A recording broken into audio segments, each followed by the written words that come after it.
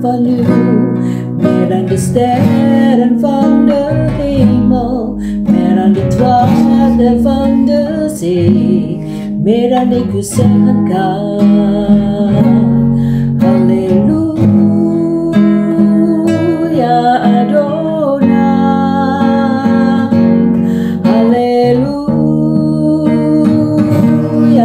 Adonai, Halleluja, Adonai,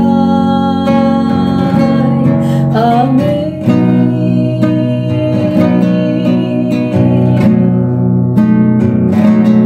Halleluja, Adonai, Halleluja, Adonai, Halleluja, Adonai, Amen.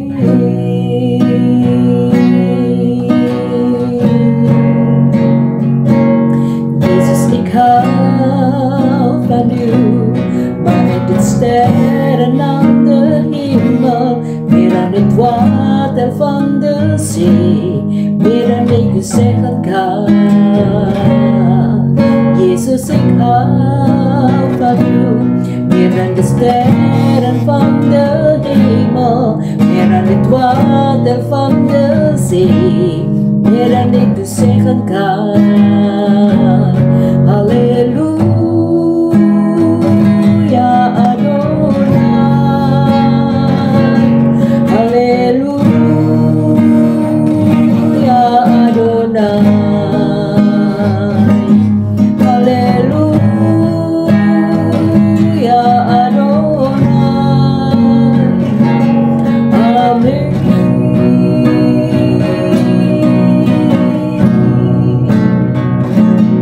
Halleluja, Adonai, Halleluja, Adonai, Halleluja, Adonai,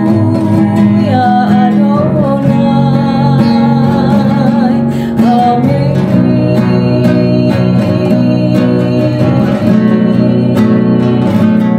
Halleluja,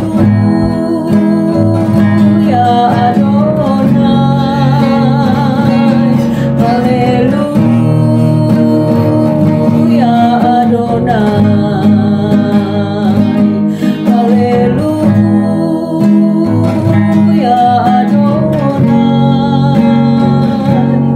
Amen.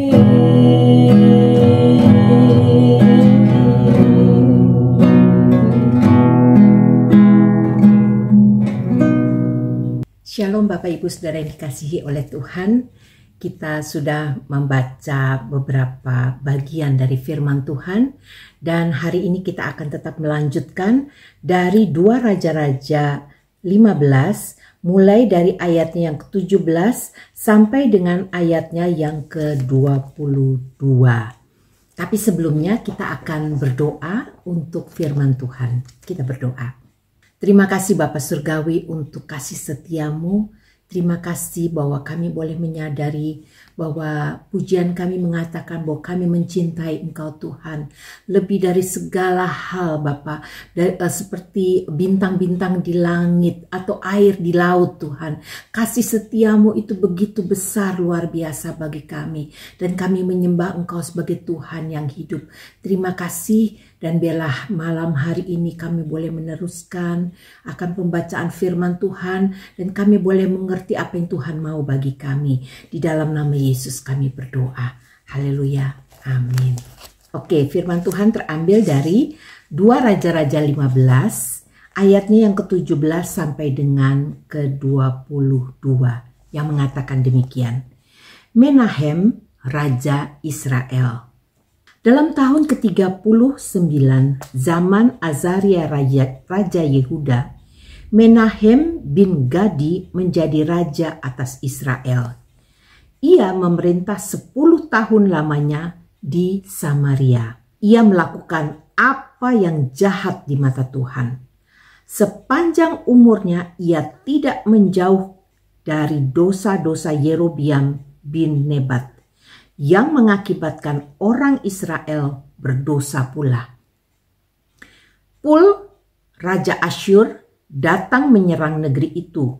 Lalu Menahem memberi 1000 talenta perak kepada Pul, supaya dibantunya dia mengokohkan kerajaannya itu di tangannya. Menahem mengeluarkan uang ini atas beban Israel dan atas beban semua orang yang kaya raya untuk diberikan kepada Raja Asyur. 50 shikal perak dari setiap orang.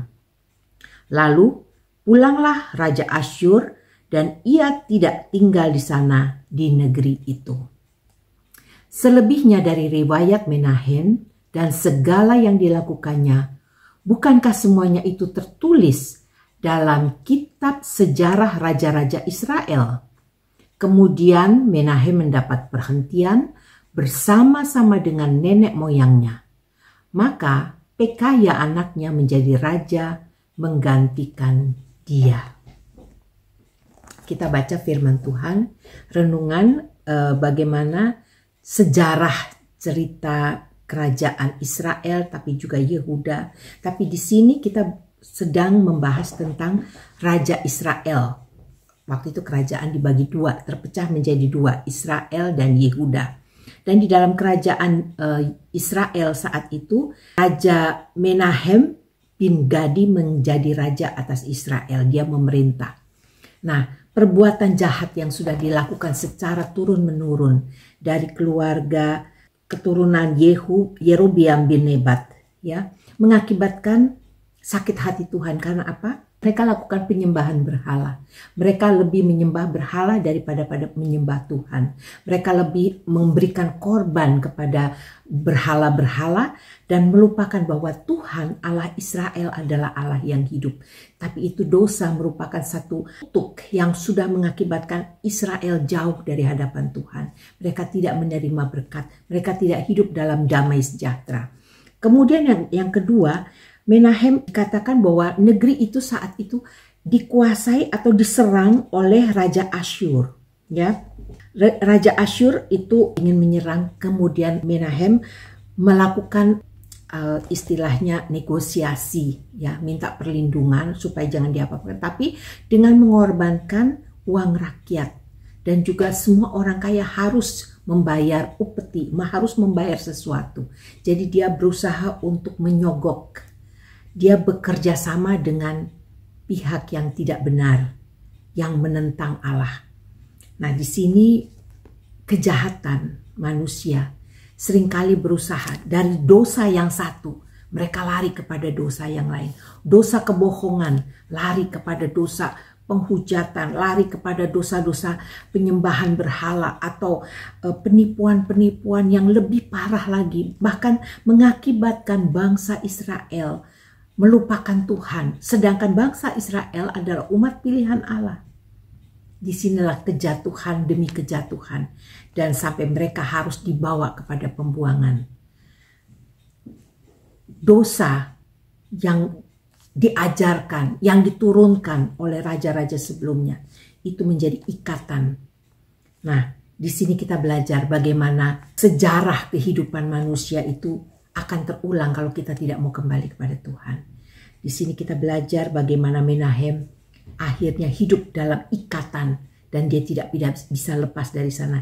Dan pemerintahannya tidak akan bertahan lama. Karena apa? Tuhan tidak menghendaki. Dan tetap kejatuhannya tercatat. Karena di dalam sejarah itu tidak akan pernah dilewatkan begitu saja. Sekarang bagaimana dengan kehidupan kita? Kita pernah jatuh, kita pernah terhilang, kita pernah hidup tidak benar. Tapi saat kita mau kembali kepada Allah, Tuhan akan kembali memulihkan hidup kita. Tapi sejarah itu akan tercatat. Kita belajar untuk melihat apa yang Tuhan mau dalam hidup kita. Biar kita boleh tetap menjadi berkat. Kita boleh tetap memberikan yang terbaik kepada Allah dan berbalik kepada Tuhan, minta ampun. Maka Tuhan dengan setia akan mengampuni hidup kita. Biarlah kita mau melalui pelajaran ini kita belajar lebih banyak lagi untuk mau tetap segera kembali kepada Tuhan saat kita salah dalam melangkah. Kita mau berdoa. Bapa Surgawi, terima kasih untuk firman-Mu. Terima kasih kami belajar singkat. Tapi biarlah dalam pelajaran ini kami boleh diajar untuk kembali berbalik kepada Allah. Saat kami jatuh, saat kami tinggalkan Tuhan. Dan kami percaya bahwa kasih setia-Mu akan mengembalikan kami untuk kembali bertemu dengan Allah. Hidup kami dipulihkan. Tuhan, saat ini, saat kami mungkin hari-hari ini lakukan banyak kesalahan dan dosa, Tuhan ampuni kami. Karena firman Tuhan katakan jika kita mengaku dosa kita, maka Engkau Allah yang setia dan adil. Kau akan mengampuni segala dosa kami dan menyucikan kami dari segala kejahatan. Tuhan ampuni kami. Dan hari ini kami mengakui dosa-dosa kami di hadapan Tuhan. Tuhan perbaharui hati kami. Dan kami membuka hidup kami bagi Tuhan. Dan biarlah Kau Allah yang bertahta atas kami. Di dalam nama Yesus kami berdoa. Dan saat kami diperhadapkan dengan masalah, ajar kami untuk kembali mencari wajah Tuhan. Terima kasih Bapa, di dalam nama Yesus kami berdoa. Haleluya. Amin, amin, amin. Terpuji nama Tuhan. Dan biarlah firman Tuhan hari ini memberi kekuatan, menegur kita untuk kembali kepada Allah. Tuhan Yesus memberkati. Sampai jumpa. Shalom. Firman-Mu pelita bagi kakiku, terang bagi jalanku, terang bagi